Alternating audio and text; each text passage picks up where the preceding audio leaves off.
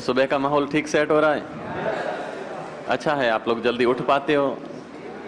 सबसे पहला जो बेनिफिट हो रहा है वो यही है कि आप जल्दी उठ पाते हो। नहीं तो वो जो 500 किलो का बिस्तर है ना, वो दूर होता ही नहीं है सुबह सुबह। लेकिन इस माहौल के अंदर कम से कम जल्दी उठ तो जाते हो, और जब जल्दी उठते हो तो पूरे दिन का शेड्यूल आपका सेट चलता है, तो पूरा दिन अच्छा गुजरता है। नहीं तो सुबह सुबह 8:30, 8:15, मैं सबका नहीं कह रहा हूं, समझ आप रहे हो हैं? तो ये ठीक है कुल मिला के। कल लास्ट में अपन चल रहे थे इस अंग पे, ओके, और इसका नाम आमाशय। कितने भाग थे इसमें? हाँ, 3 भाग थे, जिसमें आपने लिखा था कार्डियक भाग, फंडिस भाग, पाइलोरिक भाग। 3 भाग इसमें पाए जाते थे। इससे पहले की जो संरचनाएं पढ़ी थी उसमें अपन ने इस यकृत को पढ़ा था। यकृत शरीर के अंदर का सबसे बड़ा अंग भी है। अच्छा, सबसे बड़ी बहिस्रावी पाचक ग्रंथि भी है। इस यकृत के अंदर पुनरुद्भवन की सबसे ज्यादा क्षमता पाई जाती है। शरीर में जहरीले पदार्थों को नष्ट करने का काम यकृत करता है। इस यकृत के अंदर पित्त रस बनता है, और पित्त रस आकर के इस पित्ताशय में इकट्ठा होता है, और इस पित्त रस के माध्यम से भोजन के पाचन की प्रक्रियाएं प्रारंभ होती है। खुद भोजन का पाचन नहीं करता है, लेकिन बाकी जितने भी भोजन का पाचन करने वाले केमिकल है, एंजाइम है, उनको एक्टिवेट करने का काम करता है, उसको मोटिवेशन देने का काम पित्त रस करता है।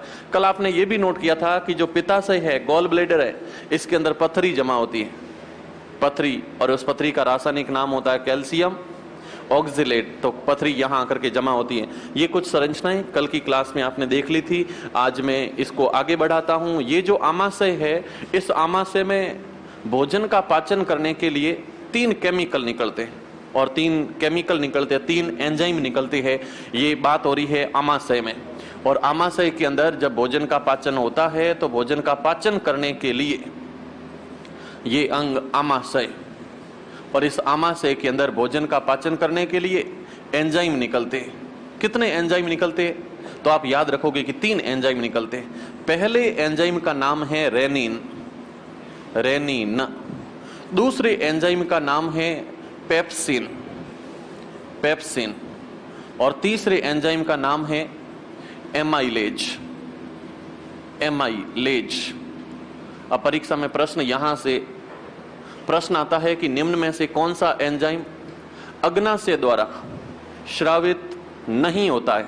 अग्नाशय, सॉरी ना, आमाशय। कौन सा एंजाइम आमाशय द्वारा नहीं निर्मित होता? मैं ऑप्शन दे रहा हूं, रेनिन, पेप्सिन, ट्रिप्सिन, एमाइलेज। बीच में एक शब्द आया था ट्रिप्सिन, वो ट्रिप्सिन अग्नाशय में बनता है, लेकिन जो पेप्सिन है, रेनिन है, एमाइलेज है, ये तीनों आमाशय में बनते हैं। अब इन तीनों का काम क्या है? अभी कोई हार्ड चीजें नहीं है, बिल्कुल सिंपल है। इसमें कुछ केमिकल निकलते हैं, भोजन का पाचन करते हैं। सबसे पहला जो केमिकल बैठा है, जिसको अपन ने लिखा है रेनिन। ये रेनिन, जब छोटा बच्चा माँ का दूध पीता है, और उस दूध में एक प्रोटीन होता है, दूध, ये पूछा जाता, सिंगल पूछा जाता, दूध में कौन सा प्रोटीन पाया जाता है? कौन सा होता है? केसिन प्रोटीन पाया जाता है। माँ के दूध में केसिन प्रोटीन होता है, और इसी केसिन प्रोटीन के कारण दूध व्हाइट कलर का दिखाई देता है, सफेद कलर का दिखाई देता है। जो माँ के दूध में केसिन प्रोटीन पड़ा है, उस केसिन प्रोटीन का पाचन करने का काम, इसको डाइजेस्ट करने का काम कौन सा एंजाइम करता है? और रेनिन एंजाइम इस केसिन को जब तोड़ता है, तो आपने कई बार नोटिस किया होगा, बच्चे दूध तो पीते हैं, लेकिन जब ज्यादा अंदर जठर रस निकल जाता है, हाइड्रोक्लोरिक एसिड निकल जाता है, तो बच्चे उल्टियां करते हैं, तो दही बाहर आता है।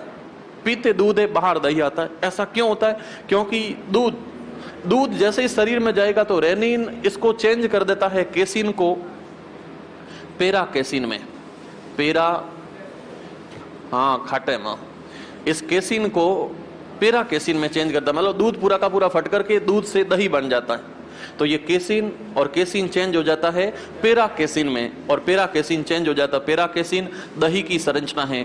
शरीर में दही का पाचन बहुत जल्दी होता है, लेकिन दूध का पाचन करने में टाइम लगता है, इसलिए दूध पहले सही चेंज हो जाता है दही में, फिर इसका शरीर में अवशोषण हो जाता है। छोटे बच्चों के अंदर दूध का पाचन करने के लिए कौन सा एंजाइम निकलता? तो आप क्या कहोगे? रेनिन एंजाइम निकलता। केसिन तो दूध में प्रोटीन होता है, ओके, ये फर्स्ट पॉइंट है। छोटे जो बछड़े होते हैं गायों के, उनके शरीर में, मानव का जो छोटा बच्चा है उनके शरीर में रेनिन एंजाइम निकलता है, लेकिन अब इस उम्र में वो निकलना बंद हो चुका है। अब अगर प्रश्न आ जाए कि वयस्क अवस्था में आमाशय से कौन कौन सी एंजाइम निकलते हैं, तो कितने निकलते हैं? हाँ, 2 ही निकलते हैं, वो निकलना बंद हो जाता है। फिर 2 पदार्थ निकलते, एक का नाम पेप्सिन, दूसरे का नाम एमाइलेज, ये दोनों निकलते। अब आगे दोनों का काम देखते हैं। जो पेप्सिन एंजाइम बैठा है ये प्रोटीन का पाचन करता है। खाना खाते टाइम घी खाते हो, उसमें प्रोटीन है और उस प्रोटीन का पाचन करने का काम पेप्सिन करता है। तो ये पेप्सिन पाचन करता है प्रोटीन का, और ये प्रोटीन चेंज हो जाता है अमीनो अम्लों में। प्रोटीन को जब तोड़ा जाता है तो प्रोटीन के टूटने से अमीनो अम्ल बनते हैं। तो प्रोटीन का पाचन पेप्सिन करता है, दूध का पाचन रेनिन करता है। भोजन करते समय भोजन के अंदर आलू, शकरकंद या फिर सलाद या फिर गेहूं, मक्का, चावल, बाजरा, ये जितने भी कार्बोहाइड्रेट वाले पदार्थ खाते हैं, इन सभी का पाचन करने का काम एमाइलेज करता है। इन सभी में कार्बोहाइड्रेट होता है, जो आटे वाली चीजें हैं इन सभी में कार्बोहाइड्रेट होता है। तो कार्बोहाइड्रेट का पाचन, कार्बोहाइड्रेट, इस कार्बोहाइड्रेट का पाचन जब होता है एमाइलेज की उपस्थिति में, तो यहां ग्लूकोज का निर्माण होता है, ग्लूकोज का निर्माण होता है। ये 3 केमिकल है एंजाइम के रूप में आमाशय से छोड़े जाते हैं। ये जो पेप्सिन एंजाइम बैठा है, ये पेप्सिन एंजाइम शरीर के अंदर निष्क्रिय होता है। इसको मोटिवेशन देने का काम, इसको सक्रिय करने का काम हाइड्रोक्लोरिक अम्ल करता है। कल आप लोगों ने पढ़ा भी था कि ये जो आमाशय है, इस आमाशय के अंदर एक कोशिकाओं की परत पाई जाती है। आपने चित्र बना करके लिखा था और उस कोशिका का नाम लिखा था ऑक्सिनटिक कोशिका, लिखा था।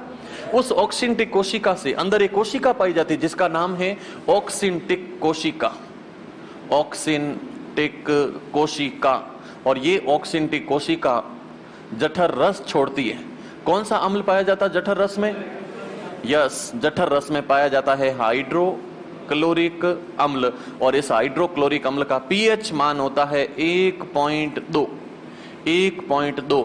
कम से कम इसका मान होता है 0.9, अधिकतम मान होता है 1.5, लेकिन जो बीच की वैल्यू है वो 1.2 होता है। तो इसका पीएच मान 1.2 है, तो ये माध्यम में हो जाएगा अम्लीय। भोजन का पाचन करने के लिए जो एंजाइम पेप्सिन है, इसको सक्रिय करने का काम कौन सा एंजाइम करता है? पेप्सिन। पेप्सिन को सक्रिय करने का काम जठर रस करता है। इस जठर रस के और क्या काम है? आमाशय के अंदर भोजन 3 से 4 घंटे ठहरता है, और जब 3 से 4 घंटे भोजन आमाशय में ठहरता है तो उसको सड़ने से बचाने का काम जठर रस करता है। दूसरा, कई बार मीट खाते हो, उसका पाचन शरीर में बहुत जल्दी होता है। इवन जो मांसाहारी जंतु है उसमें आंतों की लंबाई 6 फीट है, अपने शरीर में छोटी आंत की लंबाई 22 फीट है। क्यों? अपने शरीर में भोजन का पाचन एंजाइमों द्वारा होता है, लेकिन मांसाहारी जंतुओं में भोजन का पाचन इस एसिड से होता है। तो एसिड बहुत कम टाइम में, बहुत कम क्षेत्रफल में भोजन का पाचन कर देता है। इसलिए जितने भी मांसाहारी जंतु होते हैं उनके अंदर छोटी आंत बहुत ही छोटी पाई जाती है। ये प्रक्रिया यहाँ पर एंजाइमों से नहीं होकर के इस एसिड के माध्यम से होता है, तो ये प्रक्रिया पाई जाती है। मैं कहना ये चाहता हूँ कि जो जठर रस निकलता है वो तो एक तो भोजन के पाचन के लिए एंजाइमों को सक्रिय करता है, दूसरा काम भोजन को सड़ने से बचाने का काम करता है। जठर रस तीसरा काम करता है भोजन के साथ में आए हुए जीवाणुओं को नष्ट करना। ये सब काम इसके माध्यम से होते हैं। आप लोग हेडिंग नोट करो। हेडिंग क्या? ये कल आपने जहां लिखा था उसके बाद में इतना सा नोट करो।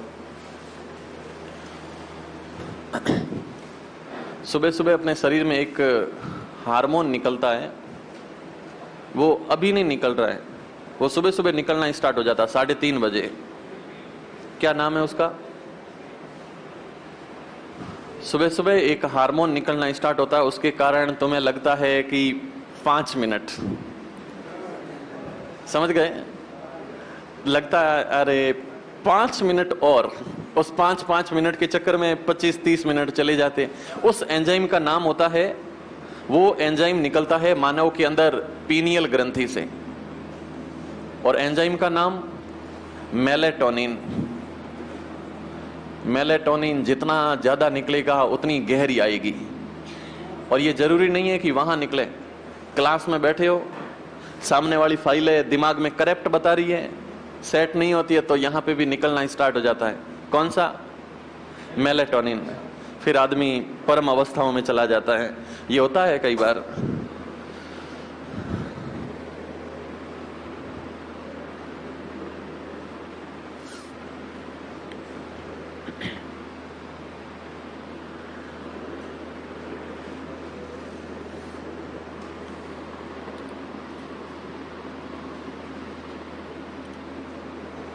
आंखों में नींद बहुत है पर सोना नहीं है। आंखों में नींद बहुत है बट अभी सोना नहीं है। यही टाइम है कुछ करने का, इसे खोना नहीं है।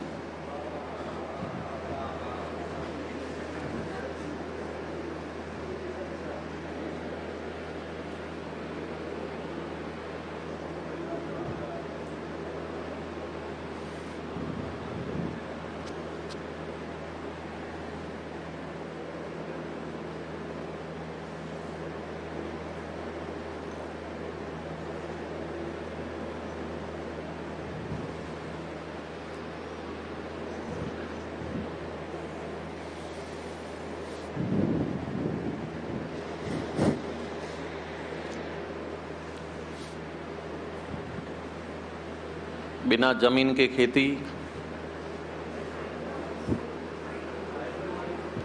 गया। हाँ, कल तो कुछ और था ना, आज हाइपोनिक्स हो रहा है। उस विधि का नाम था हाइड्रोपोनिक्स। समय का अध्ययन होरोलॉजी कहलाता है।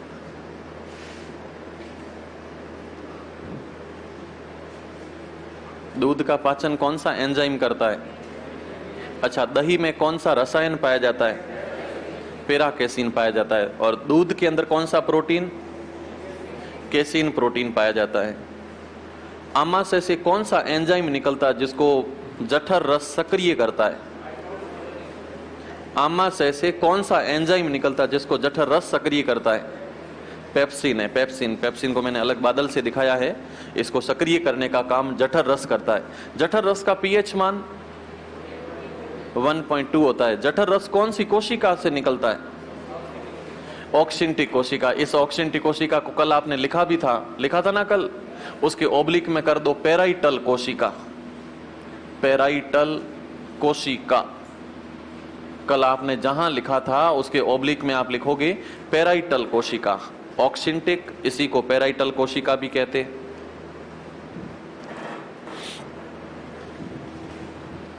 कल आपने जीभ के बारे में भी लिखा था कि जीभ का जो पिछला भाग होता है उसके अंदर कड़वेपन, साइड के भागों में खट्टापन, सबसे बीच में नमकीन स्वाद और सबसे आगे का भाग, अच्छा वहां पे कड़वा खट्टा ये सारा कुछ चलता है। नमकीनें सजती है शाम को 8 बजे, जैसे टेबलें सजती है तो फिर पैक बनते हैं। अच्छा, वो जो अल्कोहल पीते हैं उस अल्कोहल का शरीर में अवशोषण कहां होता है? ये प्रश्न है, इसका आंसर आमाशय। अपन जितनी भी टेबलेट खाते हैं बीमार होने पर, उस टेबलेट को भी शरीर में पाचित करने का काम आमाशय करता है। ये आपने नोट कर लिया था? ओके, आगे नोट करो आप। लिखो, मानव में अल्कोहल तथा औषधियों का अवशोषण। मानव में अल्कोहल तथा औषधियों का अवशोषण। मानव में अल्कोहल तथा औषधियों का अवशोषण आमाशय द्वारा होता है। अल्कोहल तथा औषधियों का अवशोषण, औषधियों का अवशोषण आमाशय द्वारा होता है।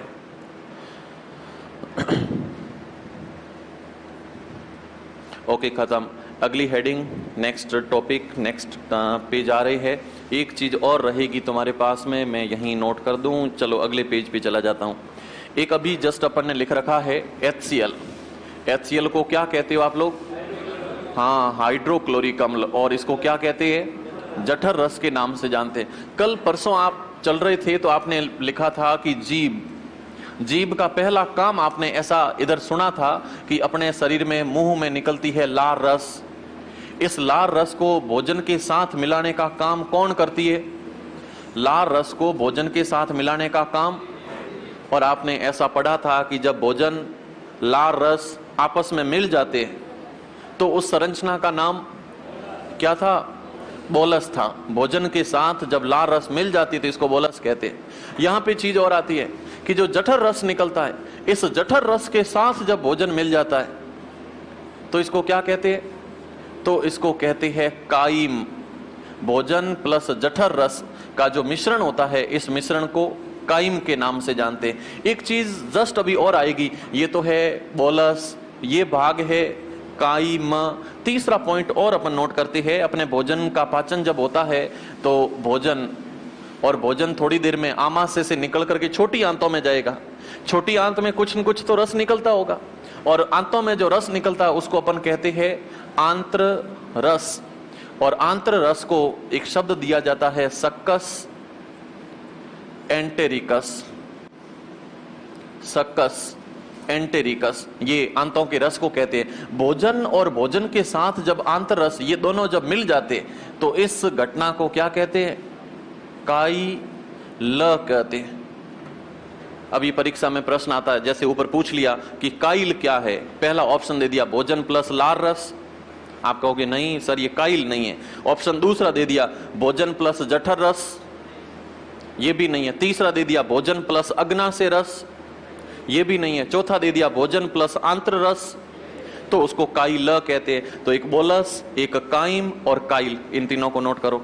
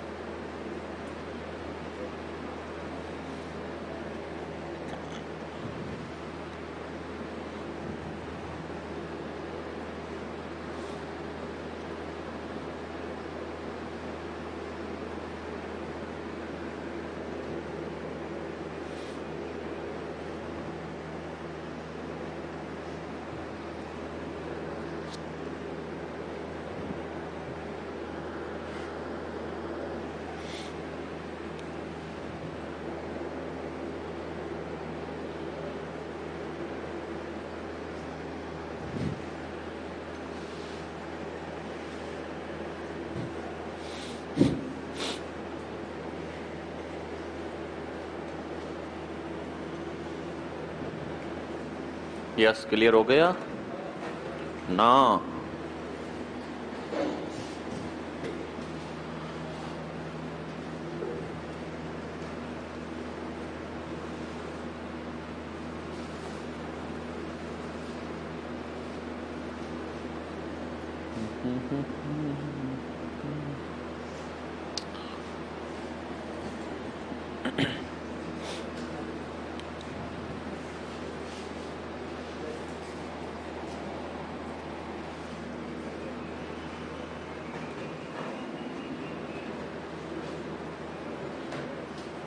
कौन सा अंग है बीच में जो येलो कलर का अंग दिख रहा है? क्या नाम है इसका? अच्छा, नहीं पता अभी तक। ये जो अंग दिख रहा है, इस अंग को अपन मिश्रित ग्रंथि भी कहते हैं। अब तो बता दो। मिश्रित ग्रंथि कहते हैं। मिश्रित ग्रंथि, बिल्कुल आप सही पहचान पा रहे हो। इसको कहते हैं अग्नाशय। अग्नाशय कहते हैं। अंग्रेज इसको कहते हैं पेनक्रियाज। पेनक्रियाज कहते हैं, अग्नाशय कहते हैं। ये जो अग्नाशय है, ये मानव शरीर के अंदर दूसरी सबसे बड़ी पाचक ग्रंथि है। पहली सबसे बड़ी पाचक ग्रंथि का नाम यकृत। दूसरी सबसे बड़ी पाचक ग्रंथि का नाम अग्नाशय। तो ये अग्नाशय दूसरी सबसे बड़ी पाचक ग्रंथि है। तो फर्स्ट पॉइंट अपन लिखते हैं कि सेकंड सबसे बड़ी पाचक ग्रंथि है, सेकंड सबसे बड़ी पाचक ग्रंथि है। ये फर्स्ट पॉइंट यहां पे रहता है, सबसे बड़ी पाचक ग्रंथि है। सेकंड पॉइंट अपन इसके अंदर नोट करते हैं कि जो अग्नाशय है इसके अंदर अंतःस्रावी जो भाग होता है, अंतःस्रावी भाग, उस अंतःस्रावी भाग में क्या निर्मित होते हैं? हार्मोन निर्मित होते हैं। ऐसा आप लोगों ने पढ़ा भी है कि अंतःस्रावी भाग में लैंगर-हैंस के द्वीप पाए जाते हैं, लैंगर-हैंस के द्वीप पाए जाते हैं, लैंगर-हैंस द्वीप पाए जाते हैं। उन द्वीपों में कितनी कोशिकाएं थी? 3 कोशिकाएं। क्या क्या नाम था? यस, अल्फा कोशिका, और क्या था? बीटा कोशिका, तीसरा गामा कोशिका। गामा को और क्या कहते थे? डेल्टा कोशिका भी कहते थे। यस, इनसे कुछ एंजाइम छोड़े जाते थे। अल्फा से हार्मोन निकलता था ग्लूकेगॉन। ये कुछ दिन पहले आपने ग्रंथियां पढ़ी थी, लेकिन जब रिवीजन नहीं होता है तो कोयले पर धीरे धीरे राख जमनी स्टार्ट होती है, तो उसकी जो हीट होती है वो धीरे धीरे ठंडी पड़नी स्टार्ट हो जाती है। बीटा कोशिका से इंसुलिन निकलता है। इंसुलिन की कमी से रोग कौन सा होता है? यस, इससे हो जाता है कौन सा? वाह, घेंगा इधर घुसा रहे हो। डायबिटीज होता है, शुगर रोग हो जाता है। अच्छा, डेल्टा से कौन सा हार्मोन? सोमेटोट्रोपिन नहीं है, सोमेटोट्रोपिन तो पीयूष ग्रंथि में निकलता है, इसका नाम है सोमेटोस्टेटिन, सोमेटोस्टेटिन। तो ये 3 हार्मोन कौन से भाग से निकलते हैं? अंतःस्रावी भाग से। जबकि ये ग्रंथि कैसी है? मिश्रित। तो इसमें अंतःस्रावी के साथ साथ बहिस्रावी भाग भी होता है। तो इस ग्रंथि का बहिस्रावी भाग से निकलने वाले केमिकल को एंजाइम कहते हैं, और इस एंजाइम के माध्यम से भोजन का पाचन होता है। भोजन का पाचन करने के लिए बहिस्रावी भाग में कुछ एंजाइम निकलते हैं, और इस एंजाइम से कार्बोहाइड्रेट, प्रोटीन, वसा, खनिज लवण, विटामिन, जल, सभी पदार्थों का पाचन होता है। इसलिए अग्नाशय रस को पूर्ण पाचक रस कहते हैं। परीक्षा में प्रश्न आ गया, पूर्ण पाचक रस किससे निर्मित होता? ऑप्शन दे दिया, आमाशय, यकृत, अग्नाशय या फिर आंत। तो इसमें ऑप्शन होगा जो अग्नाशय रस निकलता है, इस अग्नाशय रस को अपन पूर्ण पाचक रस के नाम से जानते हैं, अग्नाशय। और इस अग्नाशय को कहते हैं पूर्ण पाचक रस, पूर्ण पाचक रस के नाम से जानते हैं, पूर्ण पाचक रस होता है।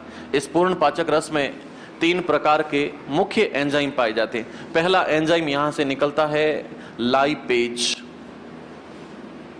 दूसरे एंजाइम का नाम है ट्रिप्सिन, ट्रिप्सिन, और तीसरे एंजाइम का नाम है एमाइलेज, एमाइलेज, एमाइलेज निकलता है। एमाइलेज जस्ट अभी थोड़ी देर पहले आपने पढ़ा था कि ये कार्बोहाइड्रेट का पाचन करता है, ग्लूकोज का निर्माण होता है। ऊपर की तरफ जो लाइपेज बैठा है, ये अभी आप फर्स्ट टाइम पढ़ रहे हो। आप भोजन खाते टाइम जो तेल वाली चीजें खाते हो, चिकनाई वाली चीजें खाते हो, उसके अंदर वसा होती है, और उस वसा का पाचन करने का काम लाइपेज एंजाइम करता है। लाइपेज एंजाइम के माध्यम से वसा का पाचन होता है, वसा का पाचन होता है। ट्रिप्सिन जो एंजाइम है उसे प्रोटीन का पाचन होता है, और एमाइलेज के माध्यम से कार्बोहाइड्रेट का पाचन होता है। ये पाचन का काम कंप्लीट होता है, पूर्ण पाचन की प्रक्रिया होती है, इसलिए इस अग्नाशय को पूर्ण पाचक रस के नाम से जाना जाता है। ये कुछ घटनाएं इसके बारे में रहती है, और यहाँ आपने नोट भी किया था, लैंगर-हैंस के द्वीप पाई जाती है, जिसमें 3 प्रकार की कोशिका और 3 यहाँ से हार्मोन निकलते हैं। एल्कोहल का अवशोषण कहाँ होता है? आमाशय में होता है। आमाशय के अंदर निकलने वाला कौन सा एंजाइम है जिसको हाइड्रोक्लोरिक अम्ल सक्रिय करता है? पैराकेसिन। अरे जस्ट अभी आपने नोट किया था, पेप्सिन एंजाइम है जो सक्रिय किससे होता है? हाइड्रोक्लोरिक अम्ल से होता है। उसका पीएच मान 1.2 था। नेक्स्ट हेडिंग आप नोट करो, अग्नाशय।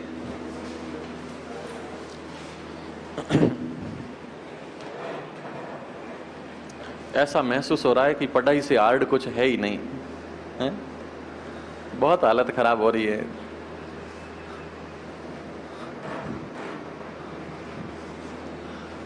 अग्नाशय, अग्नाशय के कोष्टक में आप नोट करोगे मिश्रित ग्रंथि, अग्नाशय मिश्रित ग्रंथि,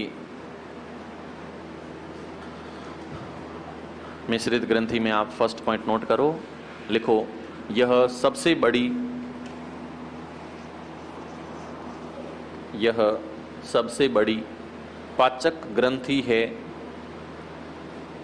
यह सबसे बड़ी दूसरी पाचक ग्रंथि है। यह, इस लाइन को मैंने पहले ही गलत उठा दिया, यह दूसरी सबसे बड़ी पाचक ग्रंथि है, ऐसे एडजस्ट करो इसको। यह दूसरी सबसे बड़ी पाचक ग्रंथि है, नहीं तो नीचे लिख लो, वापस लिख लो इसको, मैंने उठाते ही लाइन को गलत उठाया था, नीचे लिख लो यह दूसरी सबसे बड़ी पाचक ग्रंथि है। यह दूसरी सबसे बड़ी पाचक ग्रंथि है।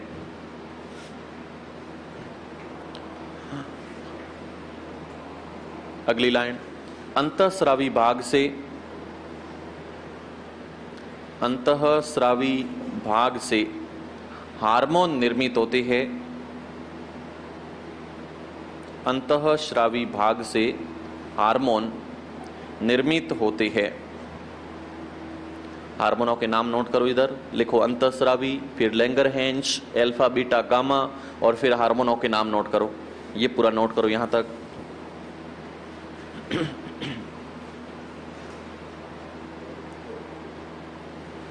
ऐसा है जो आज फर्स्ट टाइम क्लास में है,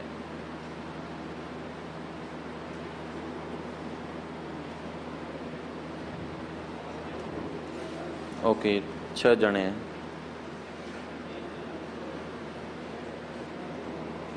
साइंस की 16 क्लासें हुई है, तो आप किसी से एक तो कॉपी शेयर कर लेना, फोटो खींच लेना, और बाकी रिवाइज मैं करवा दूंगा। ऑनलाइन आपको मिल जाएगा तो उसमें दिक्कत ही नहीं होगी, आप बैठ करके क्लासों को देख भी सकते हो।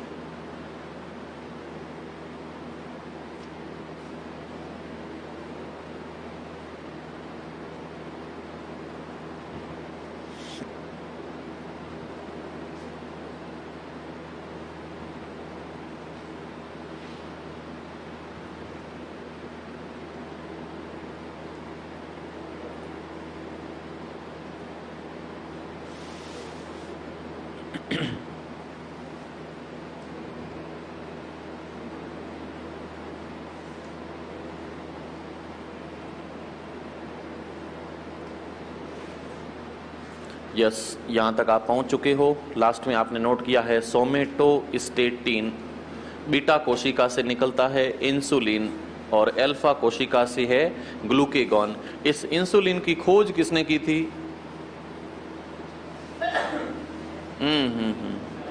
इंसुलिन की खोज करने वाला साइंटिस्ट था। अच्छा, इस इंसुलिन हार्मोन का सबसे पहले क्रिस्टलीकरण किसने किया था? हाँ, क्रिस्टलीकरण करने वाले का नाम था सेंगर, और इसकी खोज करने वाले साइंटिस्ट का नाम था बेटिंग तथा फील्डिंग। साइंटिस्ट का नाम था बेटिंग तथा फील्डिंग। एक साइंटिस्ट का नाम था बेटिंग, दूसरे का नाम था वेस्ट। फील्डिंग कोई नाम नहीं है बेचारे का, साइंटिस्ट का नाम है बेटिंग तथा वेस्ट। इसने किसको खोजा था? इंसुलिन को खोजा था। लिख लो, पास में पूछा जाता है इसका। इंसुलिन की खोज बेटिंग तथा वेस्ट द्वारा, इंसुलिन की खोज बेटिंग तथा वेस्ट। और इसका सबसे पहले क्रिस्टलीकरण किसने किया था? इसका सबसे फर्स्ट टाइम क्रिस्टलीकरण, क्रिस्टलीकरण का मतलब इसको आप गर्म करके इसमें से क्रिस्टल प्राप्त कर सकते हो, और क्रिस्टलीकरण करने वाले साइंटिस्ट का नाम था सेंगर। सेंगर नामक वैज्ञानिक था जिसने सबसे पहले इसका क्रिस्टलीकरण किया था।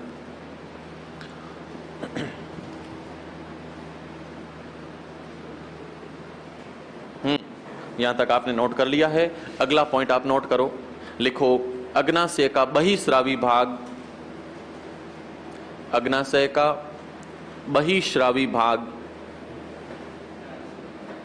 अग्नाशय का बहिस्रावी भाग पाचक एंजाइम निर्मित करता है। अग्नाशय का बहिस्रावी भाग पाचक एंजाइम निर्मित करता है, जिसे पाचक एंजाइम निर्मित करता है जिसे पूर्ण पाचक रस कहते हैं। पाचक एंजाइम निर्मित करता है जिसे पूर्ण पाचक रस कहते हैं। पूर्ण पाचक रस कहते हैं। पूर्ण पाचक रस कहते हैं। इसमें आप तीनों के नाम नोट करो। 1 नंबर पे लिखोगे लाइपेज किसको तोड़ेगा? वसा को। ट्रिप्सिन किसका पाचन करेगा? प्रोटीन का। और 3 नंबर पे एमाइलेज पाचन करेगा कार्बोहाइड्रेट का। इन 3 चीजों को आप नोट कर लो। Lipase, trypsin, amylase. लाइपेज पाचन करता है वसा का। रेनिन किसका पाचन करता था? दूध का पाचन करता था। लाइपेज वसा का पाचन करता है। 2 नंबर पे आप लिख रहे हो ट्रिप्सिन। ट्रिप्सिन प्रोटीन का पाचन करता है। अच्छा, प्रोटीन टूटता है तो बनता क्या है? हाँ, अमीनो अम्ल बनते। जस्ट अभी लिखा था थोड़ी देर पहले आपने पेप्सिन के अंदर। ट्रिप्सिन प्रोटीन का पाचन करता है। एमाइलेज कार्बोहाइड्रेट का पाचन करता है। एमाइलेज कार्बोहाइड्रेट का पाचन करता है।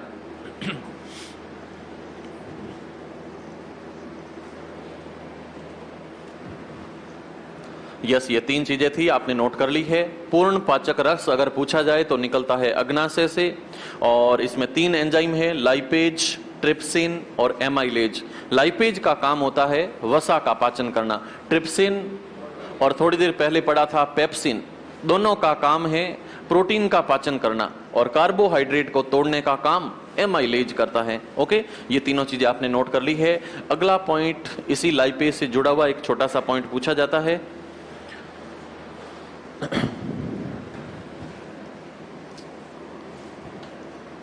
शरीर का कौन सा अंग है जिसमें लैंगरहैंस के द्वीप पाए जाते हैं? अग्नाशय है। शरीर की सबसे बड़ी पाचक ग्रंथि? यकृत। अच्छा, शरीर में ऐसा कौन सा अंग है जिसमें सबसे ज्यादा पुनरुद्भवन की क्षमताएं होती है? यकृत होता है। अच्छा, शरीर में जैव रसायनशाला किसे कहते हैं? यकृत को कहते हैं। Okay, yes. अभी आप एक शब्द लिख करके बैठे थे बीच में, लाइपेज। क्या काम करता है? तो आपने कहा था कि सर ये तो वसा का पाचन करता है। वसा का मतलब जो चिकनाई वाले पदार्थ है, वसा का पाचन करता है। वसा, अपन जब भोजन ग्रहण करते हैं तो वसा बड़े बड़े कणों के रूप में पाई जाती है। सबसे बड़े बड़े इसके कण पाए जाते हैं। ये मान लो कोई वसा का कण है, और ये वसा का कण जब शरीर में पहुंचता है तब इस वसा को तोड़ने का काम लाइपेज करता है। और जब लाइपेज इस वसा का पाचन करता है तो वसा चेंज होकर के इमल्सीकृत हो जाती है। इमल्सीकृत वसा में चेंज हो जाती है। इमल्सीकृत का मतलब बहुत छोटे छोटे वसा के कण बन जाते हैं। पहले जो बड़ा कण था वो अब छोटे छोटे कणों में टूट जाता है। और टूटने की प्रक्रिया, पाचन की प्रक्रिया जब वसा पे लागू होती है तो इस प्रक्रिया को अपन कहते हैं इमल्सीकृत वसा। ये वसा बड़े कण छोटे छोटे कणों में टूट चुके। पहले बड़ा कण था लेकिन अब छोटे छोटे कणों में टूट चुका। इस प्रक्रिया को इमल्सीकृत वसा कहते हैं। इस प्रक्रिया को पायसीकरण भी कहते हैं। इस प्रक्रिया को कहते हैं पायसीकरण। परीक्षा में प्रश्न आता है, लाइपेज वसा का पाचन करता है, इस पाचन की प्रक्रिया को क्या कहते हैं? तो इस प्रक्रिया को कहते हैं पायसीकरण। इस प्रक्रिया को इमल्सिफिकेशन भी कहते हैं। इस प्रक्रिया को कहते हैं इमल्सिफिकेशन। इमल्सिफिकेशन के नाम से जाना जाता है। इमल्सिफिकेशन होता है पायसीकरण की प्रक्रिया होती है जिसमें कौन से पदार्थ का निर्माण होता है? इमल्सीकृत वसा का निर्माण होता है। ये जो इमल्सीकृत वसा है ये शरीर में और आगे विखंडित होती है। और इसका जब विखंडन होता है तब शरीर के अंदर वसीय अम्ल प्लस ग्लिसरीन का निर्माण होता है। वसीय अम्ल प्लस ग्लिसरीन का निर्माण होता है। और ये ग्लिसरीन पैरों के अंदर, हाथों के अंदर जहां जॉइंट पाए जाते हैं, इस जॉइंट का नाम क्या है? कब्जा संधि, हिंज जॉइंट कहते हैं। इधर वाले का नाम क्या था? हाँ, बॉल एंड सॉकेट जॉइंट था। इधर वाले का नाम विसर्पी संधि था। इधर वाले का नाम धुराग्र संधि था। एक गई तुम्हारी सारी फाइलें हैं, धूल जम गई ऊपर। रिवीजन नहीं करोगे तो यही हाल होगा।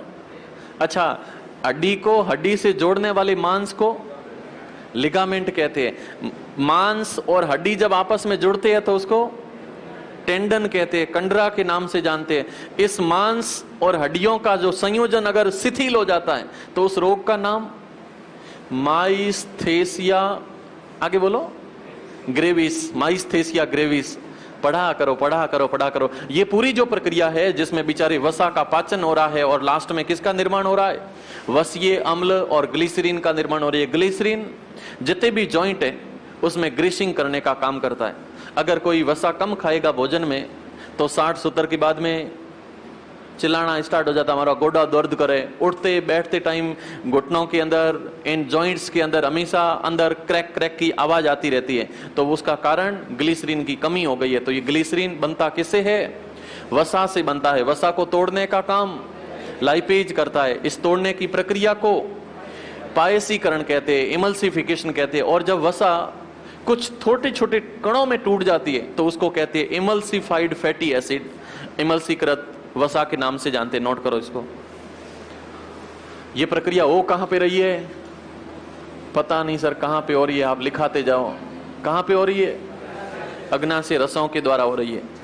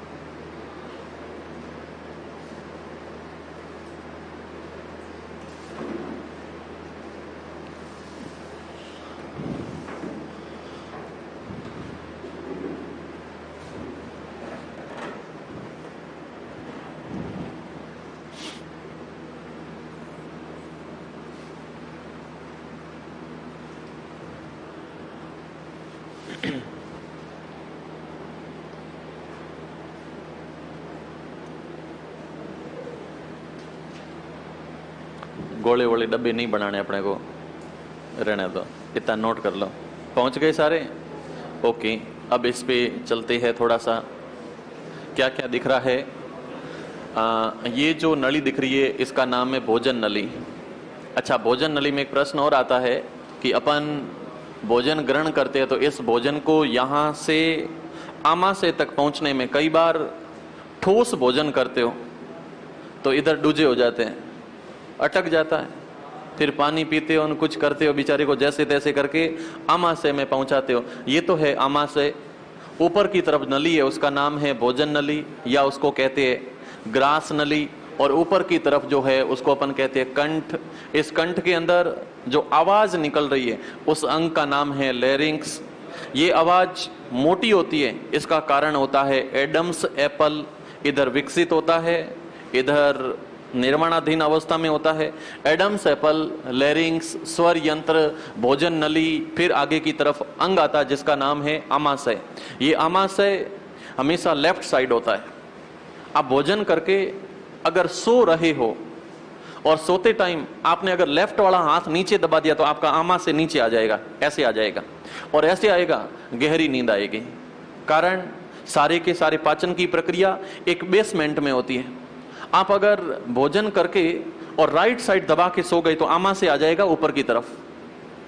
और आमा से ऊपर की तरफ होगा तो उसमें कंप्लीट भोजन के पाचन की प्रक्रिया नहीं हो पाती है। रात भर आपको इरिटेशन रहेगा, एक गहरी नींद की जो फिनोमिना है वो आप ले ही नहीं पाते। सुबह उठते यार नींद पूरी नहीं हुई, पता नहीं क्या हुआ। उसका कारण आप सो करके देखना, भोजन करते हो उसके बाद में भले आप कितना ही गैप देते हो, लेकिन राइट हैंड की तरफ आप सोना, भोजन क्या ना लेफ्ट हैंड की तरफ, इस तरफ आप दबा के सोना, आपको पाचन की प्रक्रिया कंप्लीट होगी और अच्छी नींद भी आएगी। ये प्रक्रिया जुड़ी हुई है इस आमाशय के माध्यम से। आमाशय के जस्ट ऊपर की तरफ जो ये नली पाई जाती है, इसका नाम क्या है? ग्रास नली है। ग्रास नली, या इसको कहते हैं भोजन नली। भोजन करते टाइम अगर ठोस भोजन है तो उस ग्रास नली के अंदर बेचारा रुक जाता है, और जब रुक जाता है तो इस ग्रास नली के अंदर बीजो तो ठीक है, एक ही है। ग्रास नली को अंदर से जब फोटो खींच के देखती है, अच्छा अंदर के फोटो खींचने के लिए कौन सी विधि काम आती है? कई बार बूढ़े डोकरे बैठे बैठे खून की उल्टियां होती है, आंतों के अंदर घाव हो जाते हैं, डॉक्टर के पास जाते हैं, डॉक्टर एक बड़ी सी नली लेता है, ऊपर लगाता है ग्लिसरीन। ग्लिसरीन अभी आया था नाम, जो वसा से बनता है। उस ग्लिसरीन को लगा करके बा को कहते आ करो, ऐसे करके उस नली को सीधा अंदर जाते हैं। उसकी पीछे वाली पिन यूएसबी में जुड़ी हुई है, यूनिवर्सल सीरियल बस में जुड़ी हुई है। कितनी पिनें होती है उसमें? 2 नहीं होती, याद रखना। यूएसबी के अंदर 4 पिनें होती हैं। तो वो जो यूएसबी है, उस यूएसबी को मुंह के अंदर डालते हैं, और यूएसबी मुंह में जब जाती है तो उसके आगे एक छोटा सा लेजर कैमरा लगा होता है, और वो लेजर कैमरा इधर से डॉक्टर ऐसे डाल रहा है, उधर पूरा अंदर देख रहा है, यस बा ऊपर करो, यस बा इधर करो, यस करो, ऐसे करो, ऐसे करके पूरे सामने स्क्रीन पे पूरा फोटो आ रहा है, और इधर बा बैठे, इधर कैमरा जा रहा है अंदर की तरफ। ऐसे शरीर के अंदर के भागों के जब फोटो खींचते हैं तो फोटो खींचने की जो प्रक्रिया होती है, इस प्रक्रिया को कहते हैं एंडो। एंडो का मतलब है अंदर, और स्कोपी, स्कोपी का मतलब होता है दर्शन करना, विजन करना। शरीर के अंदर के भागों के जब फोटो खींचे जाते तो इस प्रक्रिया को क्या कहते हैं? एंडोस्कोपी। ये जस्ट अभी किसी एग्जाम में पूछा गया था, शरीर के अंदर के भागों के रंगीन फोटो देखने की प्रक्रिया को एंडोस्कोपी कहते हैं। और ये देखो अंदर बड़ा सा भूंगड़ दिख रहा है, ये कौन सा भाग है? ये छोटी आंत, बड़ी आंत और भोजन नली के अंदर का भाग है। अंदर के भागों को देखो तो ये देखो सब बाहु बैठे हैं, इनका नाम है कसाब और पक्षमाप। छोटी छोटी अंगुलियों जैसी संरचना ही होती है, और भोजन मान लो आकर के इधर अड़ गया तो ये सब एक साथ भोजन को नीचे की तरफ धकेलने का काम करते हैं। और जब एक साथ भोजन को नीचे धकेला जाता है तो इस गति को कहते हैं क्रमाकुंचन गति। क्रमाकुंचन गति कहते हैं, और इसी क्रमाकुंचन गति को अंग्रेज कहते हैं पेरिस्टेलाइसिस मोशन, या पेरिस्टेलाइसिस गति होती है। तो इसको पेरिस्टेलाइसिस गति कहते हैं, या फिर इसको क्रमाकुंचन गति के नाम से जानते हैं। ये प्रक्रिया कहां पे हो रही है? प्रक्रिया कहां पे हो रही है? ये प्रक्रिया हो रही है मेलेटोनिन पे। मेलेटोनिन क्या करता है? हाँ, नींद के लिए रेस्पॉन्सिबल होता है। कौन सी ग्रंथि से निकलता है? पीनियल ग्रंथि से निकलता है। तो ये संरचना में जो बता रहा था, ये बात हो रही थी ग्रास नली के अंदर, और ग्रास नली के अंदर भोजन को लगातार नीचे धकेलने के लिए कौन सी गति होती है? क्रमाकुंचन गति होती है। क्रमाकुंचन गति होती है। अच्छा, क्रमाकुंचन गति तो होती है, लेकिन भोजन जो आया है वो किस रूप में आया है? बोलस में। क्योंकि आप जानते हो भोजन तो आया है मुंह से, मुंह में भोजन के साथ मिली थी लार रस, तब वो भोजन हो गया था बोलस। अब ये भोजन आकर के धीरे से, ये भोजन आकर के अब कहाँ गिरेगा? आप कहोगे सर भोजन आ जाएगा आमाशय में। आमाशय में कौन निकलता है? HCl। HCl को दूसरा शब्द बोले तो जठर रस। इसका pH मान 1.2 होता है, बड़ा खतरनाक होता है। इसको निकाल के हाथों पे डाल दो, बिना लगन पीले हो जाते हैं, ऊपर पूरी की पूरी प्रोटीन है उसका पाचन हो जाता है, बहुत खतरनाक होता है। लेकिन अंदर की तरफ कुछ भी नहीं होता। क्यों नहीं होता है? उसका कारण अंदर की तरफ श्लेष्मा निकलती है, म्यूकस कोशिकाओं से श्लेष्मा निकलती है, श्लेष्मा इधर भी निकलती है, और ये श्लेष्मा इस एसिड को आंतों की दीवारों के डायरेक्ट टच में आने नहीं देती है, तो बीच में श्लेष्मा निकलती है। इधर की तरफ जो बोलस जाकर के पहुंचा है, अंदर जठर रस निकल रहा है। जठर रस जैसे ही निकलता है तो इधर की तरफ एक फाटक पाया जाता है, यहां पे ऐसे, इधर की तरफ ऐसे एक फाटक पाया जाता है। भोजन अंदर तो आ जाता है, लेकिन अंदर का भोजन वापस बाहर नहीं जा पाता। जैसे ही भोजन अंदर आया, फाटक बंद, अंदर तो आ जाएगा लेकिन वापस भोजन यहां से वापस नहीं निकल पाता। ट्यूब के अंदर हवा भरते हो तो वाल में से हवा ट्यूब में तो चली जाती है, लेकिन ट्यूब की हवा वापस बाहर नहीं निकल पाती है। सेम सिस्टम इधर पाया जाता है। लेकिन किसी कारण शरीर में बैलेंस बिगड़ गया, जठर रस ज्यादा निकलेगा। जठर रस जब ज्यादा निकलता है, अच्छा एक फाटक इधर भी होता है, ये थोड़ी सी संरचना दिख रही है आपको, और यहां ऐसा फाटक पाया जाता है। यहां से भोजन आंतों में चला जाता है नीचे, लेकिन आंतों का भोजन वापस आमाशय में नहीं आ पाता है, और इधर बीच में दोनों अवरोध पाए जाते हैं। जिस दिन जठर रस ज्यादा हो जाएगा, इधर का भी फाटक खुल जाएगा, उधर का भी फाटक खुल जाएगा, उल्टियां होनी स्टार्ट होती है, दस्तें होनी स्टार्ट होती है। ये क्यों होता है? उसका कारण होता है एसिडिटी। एसिड ज्यादा निकलना स्टार्ट होता है, खाटी डकारे आती है, और ये सारी सिस्टम्स होती है। फिर हॉस्पिटल जाते हैं, डॉक्टर कहता है ए दवाई भूखे पेट लेनी है। भूखे पेट जो दवाइयां होती है, जिसका मोस्टली नाम होता है रेनिटिडीन, ये सारी की सारी किसको कंट्रोल करती है? जठर रस कंट्रोल होते ही शरीर एकदम वापस बैलेंस होना स्टार्ट हो जाता है। तो उस दवाई का नाम है रेनिटिडीन, इसलिए उसको भूखे पेट दिलाई जाती है। भूखे पेट जाते ही सबसे पहले इसको कंट्रोल करती है। बात समझ में आ रही है? यस। यहाँ पे भोजन जब पहुंचता है तो उस भोजन को क्या कहते हो? भोजन को क्या कहते हैं? काइम के नाम से जानते। काइम क्या है? आप कहोगे भोजन और जठर रस का मिश्रण है। कौन कौन से एंजाइम थे?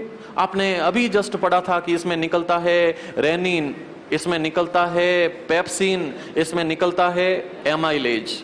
भोजन जैसे यहां से निकल करके छोटी आंत में जाता है तो बीच में एक पाया जाता है अंग, जिसका नाम अग्नाशय। अग्नाशय से निकलने वाले रसों को अपन पूर्ण पाचक रस कहते हैं। और पूर्ण पाचक रस जब निकलते हैं तब उसमें पाया जाता है एमाइलेज, उसमें पाया जाता है एमाइलेज के साथ में पाया जाता है लाइपेज, और लाइपेज के साथ में ट्रिप्सिन। तीनों निकलते हैं अग्नाशय से। अग्नाशय से निकलने वाले एंजाइमों में पहला जो एंजाइम है उसका नाम है लाइपेज। लाइपेज के साथ ट्रिप्सिन, और ट्रिप्सिन के साथ एमाइलेज। ये तीनों पदार्थ अग्नाशय से निकलते। अग्नाशय के बाद भोजन चला जाता है आंतों में, और आंत में भी कौन सी आंत में? छोटी आंत में जाता है। इस छोटी आंत में 3 भाग पाए जाते हैं। किसमें? छोटी आंत में। और मानव में छोटी आंत की लंबाई 7 मीटर होती है। 7 मीटर, 1 मीटर बराबर 3.25 फीट होती है, तो लगभग 22 फीट लंबी होती है छोटी आंत। इस छोटी आंत में 3 भाग होते। कौन कौन से? तो पहला जो भाग है, इस पहले भाग का नाम है इलियम, इलियम। दूसरे का नाम होता है डेडुनम, और तीसरे भाग का नाम होता है जेजुनम। इलियम, डेडुनम, जेजुनम, ये तीनों भाग किस में पाए जाते? छोटी आंत में पाए जाते हैं। और छोटी आंत में ये जो 3 भाग पाए जाते हैं, इसमें जो सबसे पहले भाग होता है, यहाँ पे जो भाग होता है, इस भाग का नाम है इलियम। इस इलियम भाग में सबसे ज्यादा भोजन का पाचन होता है। प्रश्न आता है मानव शरीर में भोजन का सबसे ज्यादा पाचन कहां पे होता है? तो पाचन सबसे ज्यादा कहां पे होता है? इलियम में होता है। इलियम कहां पे पाई जाती है? छोटी आंत में। इसमें भोजन का सर्वाधिक पाचन होता है। पाचन के बाद अगला भाग है डेडुनम। डेडुनम का मतलब इस आंत का बीच का भाग, उसको कहते हैं डेडुनम। डेडुनम में पचे हुए भोजन का सबसे ज्यादा अवशोषण होता है। पचे हुए भोजन का सबसे ज्यादा अवशोषण होता है। सर्वाधिक अवशोषण कहां पे होता है? डेडुनम में होता है सर्वाधिक अवशोषण। सर्वाधिक जो अवशोषण है, सर्वाधिक अवशोषण, भोजन का सर्वाधिक अवशोषण होता है डेडुनम के अंदर। अभी थोड़ी देर पहले आप एक शब्द सुन रहे थे, पित्तरस। पित्तरस, पित्तरस के साथ में भोजन में चले जाते हैं विटामिन। उन सभी का अवशोषण कौन करता है? जेजुनम करता है। ये जेजुनम करता है। तो ये छोटी आंत के काम रहते हैं। छोटी आंत में केवल 3 ही काम होते हैं, पहला पाचन, फिर अवशोषण, और उसके बाद में पित्तरस, और पित्तरस के साथ में विटामिनों का अवशोषण। नोट करो, आप लिखो छोटी आंत में 3 काम नोट कर लो। बाहर जो भी खड़े हैं अंदर आ जाए।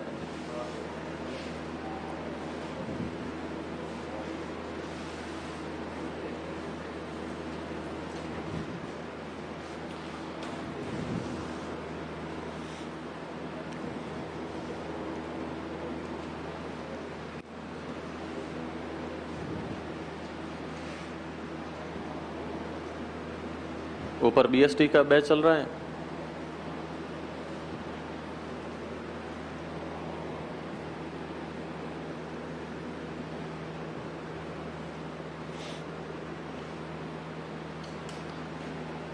अपन पानी पीते हैं, उस पानी का अवशोषण कहाँ पे होता है? पानी, आहार नाल का कौन सा भाग पानी को ग्रहण करता है? छोटी आंत। छोटी आंत में होता तो मैं लिख देता। इधर तो देखो, विटामिन और पित्त रस में पानी जो पीते हैं उस पानी का अवशोषण बड़ी आंत करती है। बड़ी आंत में कोई भोजन का पाचन नहीं होता है, केवल पानी का अवशोषण होता है। छोटी आंत में भोजन का सबसे ज्यादा पाचन, अवशोषण।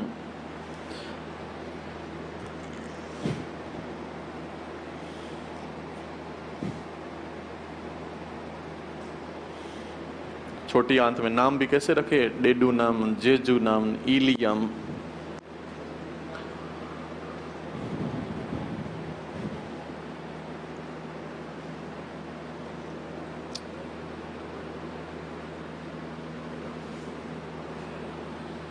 एक पॉइंट ये भी नोट करो, ग्रास नली में क्रमाकुंचन गति होती है।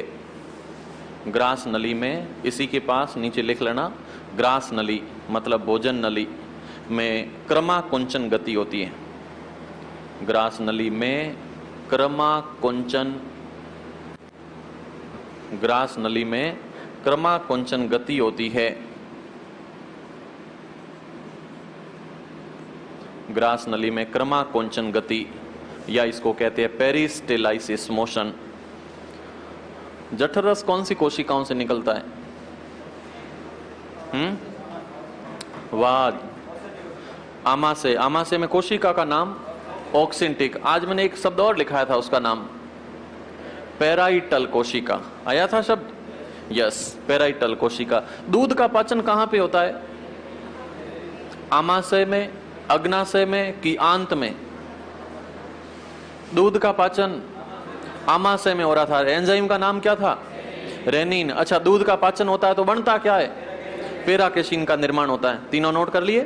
ओके, अगला पॉइंट आप नोट करो, बड़ी आंत। बड़ी आंत, और ये भी आपने नोट किया, ग्रास नली में क्रमाकुंचन गति होती है, पेरिस्टेलाइसिस मोशन होता है।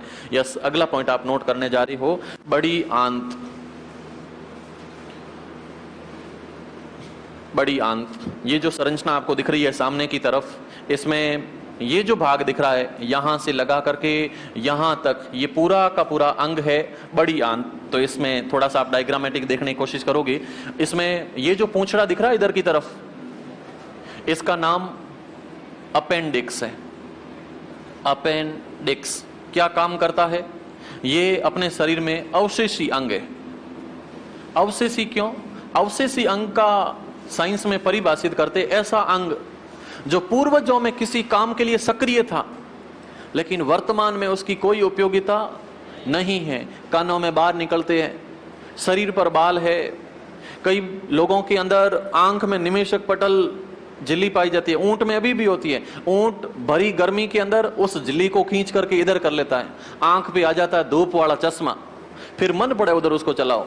मनुष्य में था, लेकिन अब ये इधर की तरफ सिकुड़ गई है, जिसको जीश कोशिका के नाम से भी जानते हैं। तो ये पूरी की पूरी संरचना, लेकिन है पूर्वजों में किसी न किसी काम के लिए सक्रिय थी, वर्तमान में इसका कोई उपयोग नहीं है। तो ऐसे अंग को कहते हैं अवशेषी अंग। ये जो अपेंडिक्स है, पुराने टाइम लोग बिना पका हुआ भोजन खाते थे, उस भोजन में सबसे ज्यादा सेल्यूलोज होता था, और उस सेल्यूलोज का पाचन करने के लिए एक संरचना पाई जाती थी।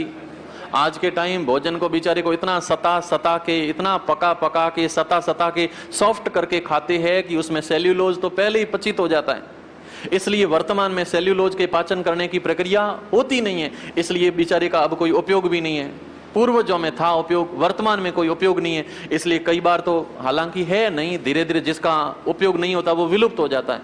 तो ये विलुप्त हो गया, लेकिन कईयों में पूंछड़ा फिर भी निकल जाता है, बहुत दर्द होता है। जिसको पता है, जिसके अपेंडिक्स होता है, ऑपरेशन करा था उसको पता है। तो ये अपेंडिक्स एक अवशेषी अंग के रूप में काम करता है। अपन इस बड़ी वाली आंत पे चल रही है, और ये जो बड़ी आंत है, बड़ी आंत, ये बड़ी आंत मानव के अंदर 1.5 मीटर लंबी होती है। काम क्या है? केवल एक ही काम है, केवल एक काम। क्या काम होता है इसका? पानी का अवशोषण। किसका अवशोषण? पानी नहीं, ये थोड़ा पानी थोड़ी बोले, ये थोड़ा बोले पौनी। क्या बोलते हैं? पौनी। पौनी है शब्द को एक बार गौर करो। पौनी क्या शब्द है? हाँ, तो ये पानी का अवशोषण करने का काम बड़ी आंत करती है। और इधर अपेंडिक्स भी लिख लेना। आज की क्लास यही अपन फिनिश करते हैं और ये आपके पाचन तंत्र फिनिश हो चुका है।